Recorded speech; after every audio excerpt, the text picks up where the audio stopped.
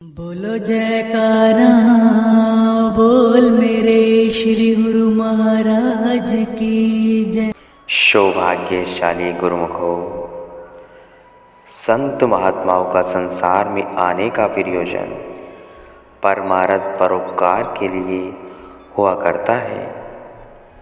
वे जीवों को मोहमाया की दलदल से निकाल कर भक्ति वह प्रेम का अमृत पिलाते हैं। सांसारिक जीवों की दुखित अवस्था देखकर उन्हें करुणा आ जाती है। काम, क्रोध, लोभ, मोह, अहंकार, मन वह माया जिन्होंने इस जीव को आत्मिक धन से वंचित कर दिया होता है, जिससे मनुष्य चिंता, कल्पना वह अशांति से घिरा हुआ दुखी हो जाता है तथा दिन रात मोह के कार्य व्यवहार में इस प्रकार बनता जाता है जैसे रेशम का कीड़ा। रेशम के कीड़े शहतूत के वृक्ष पर पलते हैं और उनके पेट से रेशम निकाल कर उनके शरीर पर लिपटा जाता है। जब रेशम का पूरा गोला उनके शरीर पर बन जाता है तब तो वो वृक्ष के नीचे गिरकर मर जाते हैं। इसी प्रकार से प्रतिदिन सैकड़ों कीड़े शहतूत के वृक्ष के नीचे मरे पड़े मिलते हैं। रेशम के व्यापारी उन कीड़ों को चुनकर घर लाते हैं, ऊपर से रेशम के धागे उतार कर मरे हुए कीड़ों को फेंक देते हैं। इसी प्रकार यह रेशम ही उनकी मृत्यु का कारण बना है। अपने पेट की पैदावार रेशम के कीड़ों के लिए मृत्यु का संदेश लाई। ठीक इसी तरह से मोह ममता के बंधन जो इस मनुष्य की अपनी ही उत्पत्ति है, फिर स्वयं ही इसमें उलझकर दुखी वह परेशान होता है। मोह शकल व्याधनि कर मूला, तिन तिन ते पुनि उपजत बहु सूला।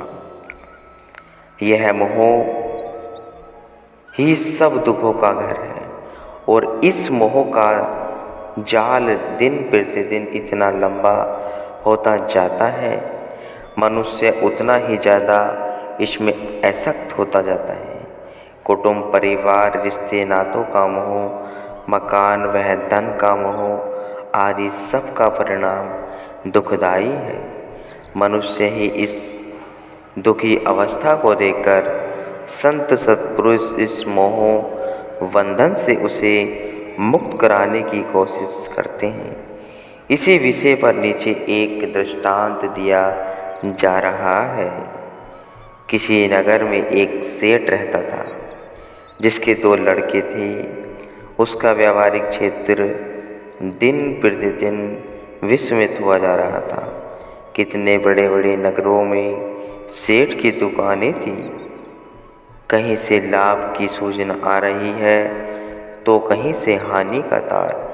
पत्र व्यवहार, लेन देन का इतना अधिक काम बढ़ा हुआ था कि सेठ जी वह उसके लड़कों, मुनीमों तथा नौकरों चाकरों को सारा दिन अवकाश ही न मिल पाता था। एक दिन एक महात्मा जी विचरते हुए इसी सेठ जी की दुकान पर पहुँचे। देखा कि सेठ अपने काम में व्यस्त हुआ बैठा है। महात्मा जी वहाँ कुछ देर रुककर सेठ जी की तल्लीनता को देखते रहे और फिर उसके निकट जाकर बैठ गए। लेकिन सेठ तो अपने कार्य व्यवहार में इस सीमा तक ध्यान दिए बैठा था कि उसको महात्मा जी की दुकान पर आने और पुनः अपने निकट बैठने तक का कुछ आभास न हुआ। आगे थोड़ी देर पश्चात महात्मा जी ने सेठ जी को आवाज़ देते हुए कहा, सेठ जी राम राम। इतने पर सेठ जी ने महात्मा जी की बात कर बात पर कान न दिए। तब महात्मा जी ने दोबारा राम राम शब्द उच्चारण किए, परंतु सेठ जी की व्यावहारिक विचार श्रृंखला तनिक भी झंकृत न होने पाई। प्रत्युत वह अपने विचारों से पूर्वतः खोए खोए से बैठे रहे। अंत तीसरी बार महात्मा जी ने सेठ जी का कंधा बलपूर्वक झंझोड़ते हुए कहा, सेठ जी, आप तो अपनी संपूर्ण चित्तवृत्तियों को एकाग्र कर माया के धंधों में इस तरह उलझे हुए हो जैसे मरने के बाद अपने साथ ले जाने हो। सेठ जी बताए, क्या आपको मौत भी याद है या नहीं? यह सुनकर सेठ जी ने गुस्से से कहा, अभी मुझे अवकाश नहीं, जब मौत आएगी तब देखा जाएगा। आप नाहक हमारा समय नष्ट करने का प्रयत्न न कीजिए। यह रूखा सा उत्तर पाकर महात्मा जी तो चले गए। तदुपरांत सेठ जी ने अपने मुनि वह नौकरों से कहा, इनकी बातें सुनो, हमें तो अपने काम से अवकाश न होने के कारण खाना खाने का समय भी नहीं मिलता। ऊपर से ये लोग हमें और परेशान करने आ जाते हैं। यह सेठ जी प्रतिदिन समीपवर्ती दरिया पर स्नान करने जाया करते थे। नियमानुसार अगले दिन स्नान आदि के लिए सेठ जी नदी पर गए। ठीक उसी समय जब सेठ जी दरिया के तट पर पहुँचे थे कि महात्मा जी ने मात्र सेठ जी के कल्याणार्थ सेठ जी का सा रूप बनाकर उनके जैसे वस्त्र भी अपने शरीर पर धारण कर लिए और अतिशीघ्रता ढग भरते हुए सेठ जी के घर आ गए। सेठ जी को दरिया से जल्दी लौट आया देखकर लड़के वह ग्रामवासियों ने पूछा, आज आप नहाकर जल्दी कैसे वापस आ गए? तब महात्मा जी कृत्रिम सेठ जी ने कहा, हाँ, आज मैं जिस समय दरिया पर जा रहा था तो वहाँ पर मैंने क्या देखा, एक बहुरूपी मेरी ही शक्ल का सा वहाँ बैठा था। मैंने उसे जो ही देखा तो ही आतंकित सा हुआ। वहाँ से जल्दी जल्दी कदम बढ़ाता हुआ शीघ्र ही घर की ओर भाग खड़ा हुआ। इतना कहते हुए वह बनावटी सेठ महात्मा जी गद्दी पर बैठकर कामकाज की वहियों के कागज उलटने पलटने लगे और लगे डाक की देखभाल करने। इतने में यह असली सेठ जी भी आ गया और दुकान में प्रवेश पाने लगा। तभी महात्मा जी ने, जिन्होंने कि सेठ का स्वांग धारण किया हुआ था, शोर मचाना शुरू कर दिया, इसे मारो, भगाओ भगाओ भगाओ। यही वह रुपया है जिसके विषय मैंने तुम्हें पहले से ही बता दिया है। यह सुनकर सेठ के लड़के वह नौकर आदि उसको मारने वह दुकान से बाहर करने लगे। वास्तविक सेठ ने लड़कों से कहा, मैं तुम्हारा बाप हूँ। इस पर लड़कों ने रोषपूर्वक कहा, तू हमारा बाप कहाँ? हमारे पिताजी तो दुकान के भीतर बैठे हैं। तू तो बहुरूपिया है, निकल जा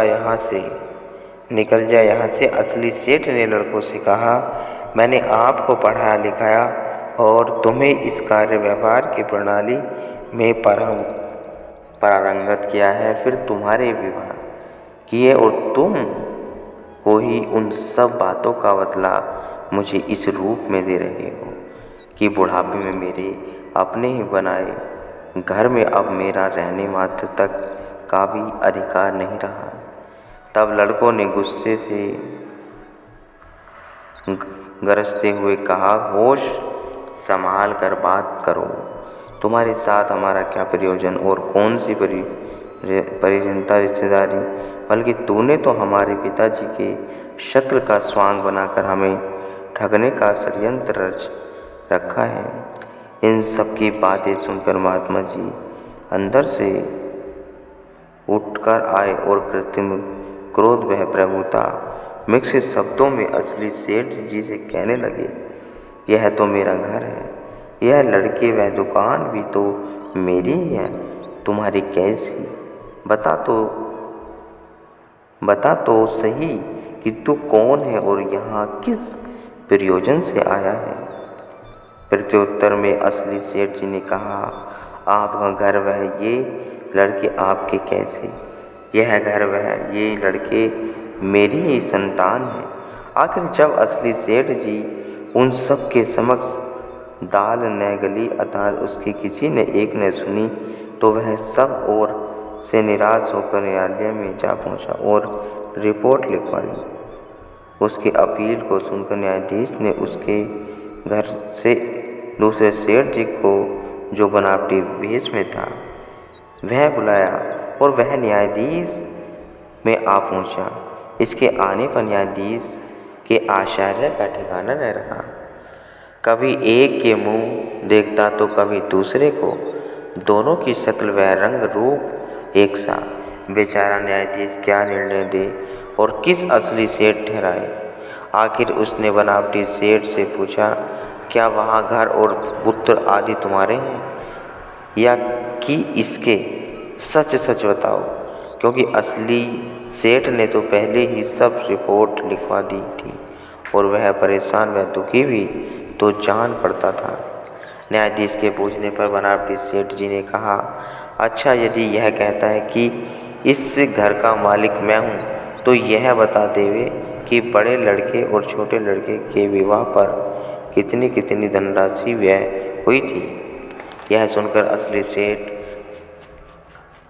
सकवका गया, और क्योंकि उसे पुत्रों का विवाह पर व्यय की धनराशि मौखिक रूप से स्मरण न थी, अतः वह कहने लगा, मुझे याद नहीं, वही खाते में सब कुछ लिखा हुआ है। इधर महात्मा जी बनावटी सेठ तो त्रिकालदर्शी थे, भला उनसे कौन सी बात छिपी थी। जब न्यायाधीश ने उनसे पूछा तो उन्होंने तत्काल ही बता दिया कि बड़े लड़के के विवाह पर इतनी धनराशि व्यय की थी और छोटे लड़के के विवाह पर इतनी। तत्पश्चात वहीं खाते मंगवाए गए तो महात्मा जी द्वारा बताई गई धनराशि की संख्या पूर्णतः सत्य चरितार्थ हुई। यह देखकर उस समय उपस्थित जनों को पूर्ण विश्वास हो गया कि यह व्यक्ति सचमुच ही असली सेठ है। महात्मा जी को छलने के लिए सेठ जी का स्वांग बनाकर आया है। इसके अतिरिक्त महात्मा जी ने और भी कई प्रश्न उससे किए, लेकिन असली सेठ जी को दुकान के हिसाब किताब जवानी कंठ न थे। उसकी वाणी पर तो एक ही उत्तर था कि सब कुछ वही खाते में लिखा हुआ है, परंतु इधर महात्मा जी तो बड़ी सतर्कता से प्रत्येक प्रश्न का समुचित उत्तर तपा से देते थे। फलत असली सेठ जी कुछ पेश न चली तो उसे तिरस्कार कर वहाँ से निकाला गया और वहाँ से चलकर नदी के किनारे पर आया और बहुत दुखी वह असहाय होकर ईश्वर से अरदास निवेदन करने लगा, क्योंकि सेठ जी ने अपने पूर्व जीवन में ऐसे कष्ट कभी नहीं देखे थे। इसी कारण उस पर मानो इस समय दुखों का पहाड़ ही टूटा पड़ा हो। बेचारा पूरे दिन वह रात भूखा ही पड़ा रहा और ठंडी आह भरता हुआ जमीन पर लौटता रहा। हर पल दिल में यही विचार था कि ईश्वर ने मेरे साथ ऐसा अन्याय क्यों किया। हे परमात्मा, तू दया कर। वह कौन आदमी है जिसने मेरा ही प्रतिरूप बनाकर मेरे बेटों को बहका दिया और यहाँ तक कि मेरा घर भी मुझसे छीन लिया। मुझे अब अपने द्वारा बनाए गए घर में रहने तक का भी अधिकार नहीं रहा। अब तो हे परमात्मा, मुझे एक छोटी सी कोठी मिल जाए तो मैं उसमें केवल आपकी भजन बंदगी के अन्य कोई काम न करूँगा। इसी प्रकार रोते बिलखते वह ठंडी आह भरते तथा भगवान से प्रार्थना करते हुए 8 पहर बीत गए। दूसरे दिन प्रातः महात्मा जी अपने असली रूप संत वेश में नदी पर तट पर आ गए। वहाँ पर पहुंचकर क्या देखा कि सेठ जी नदी के किनारे बैठकर मालिक के चरणों में प्रार्थना कर रहे और सच्ची दरगाह में बारंबार क्षमा याचना कर रहे। यह देखकर महात्मा जी को सेठ पर दया हो गई, क्योंकि उन्होंने मात्र सेठ जी के कल्याण करने हेतु ही इतना प्रपंच रचा था कि किसी उपाय से इनका मन भक्ति पथ की ओर प्रवृत्त नहीं हो जाएगा। निकट जाकर सेठ जी से कहने लगे, सेठ जी राम राम कहो, क्या हाल है। सेठ जी क्योंकि इस समय वैराग्य की अवस्था में थे, महात्मा जी के उक्त वचन सुनते ही उनके चरणों में गिर पड़े और जो घटना एक दिन पूर्व सेठ जी के जीवन में प्रत्यक्ष रूप से घटित हुई थी, वह अक्षरश रो रो कर महात्मा जी को सुना दी। महात्मा जी ने कहा, सेठ जी उस दिन तो आपको राम राम कहने तक का अवकाश भी नहीं था और अब आप कहते हैं कि मुझे इस समय अपनी दुकान पर बैठने तक का अधिकार नहीं रहा। आपकी यह विचक्षण पहली समझ नहीं आ रही। तब सेठ जी ने भी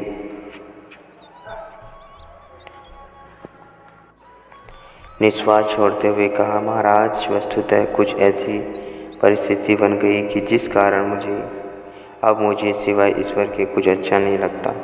इस समय मेरी अंतिम इच्छा यह रह गई है कि एकांत में एक कोठी मिले तो उसमें आसन लगाकर दिन रात मालिक का वचन सुमरण किया करूं, तथा जो धन मैंने कैसे कई पापों वह दूसरों के साथ अन्याय कर अर्जित किया, वह संत महापुरुषों की सेवा वह संतों के लंगर में लगाकर एवं परमार्थ में खर्च कर भक्ति का लाभ उठाऊं।